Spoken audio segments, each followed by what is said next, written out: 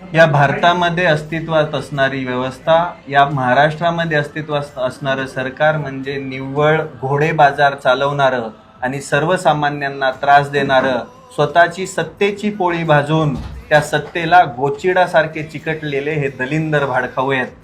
माननीय रविकांत भाऊंनी 4 दिवस उपोषणाला बसले, 5वा दिवस उजडला तरी पण कोणतीही दखल घेण्यात आली नव्हती. 5व्या दिवशी सरकार झुकलं आणि गिरीश महाजनांना पाठवलं.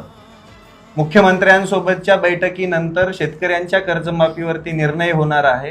भाऊ नेमकं काय झालं? मी तर म्हणजे मी आजारी असल्यामुळे तुमच्याशी तर कंटिन्यू कॉन्टॅक्टमध्ये होतोच, त्याच समवेत व्हिडिओ बनवून पण पाठिंबा दर्शवला होता ना. आज तुमच्या आंदोलनाला पाठिंबा द्यायलाच निघालं होतं, पण उपोषण सरकारच्या आश्वासनानंतर सुटलं तर काय होतं?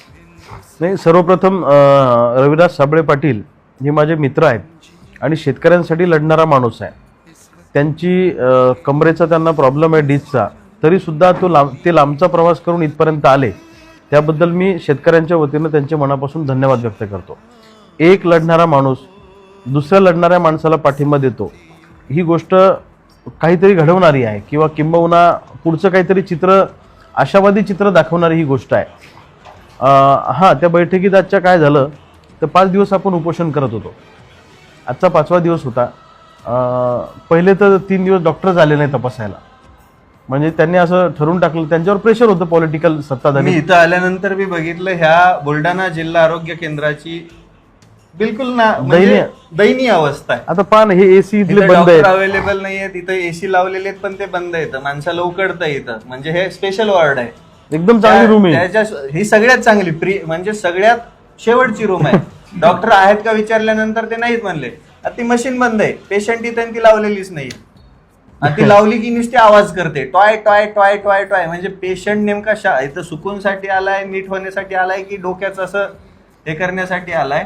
4 दिवसानंतर मुख्यमंत्र्यांसोबत बैठक आहे. माझी या सरकारला स्पष्ट शब्दामध्ये इशारा आहे, तुम्ही शेतकऱ्यांच्या प्रश्नांवरती आणि फसव्या कर्जमाफीवरती, त्या जाचकाठी काढण्यावरती जर सकारात्मक निर्णय नाही घेतला तर आम्हाला मंत्रालयावरती यायला पण वेळ लागणार नाही. आणि तुमच्या अधिवेशनामध्ये तुम्हाला भेटायला लोक येत असतील, तुमचे कार्यकर्ते येत असतील, आम्ही तुम्हाला भेटायला येऊ नये तर खांद्यावरती चाबूक असेल, हातामध्ये रुग्ण असेल आणि सर्वसामान्य शेतकऱ्याचे प्रश्न असतील आणि ते सोडवण्यासाठी आम्ही तुमच्या दारात धडक द्यायला पण कमी करणार नाहीत.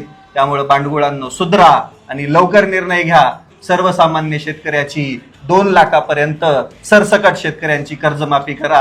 हे पात्र अपात्रतेमध्ये शेतकऱ्यांना अडकवून ठेवू नका आणि शेतकऱ्यांना गाजर देण्याचं काम करू नका.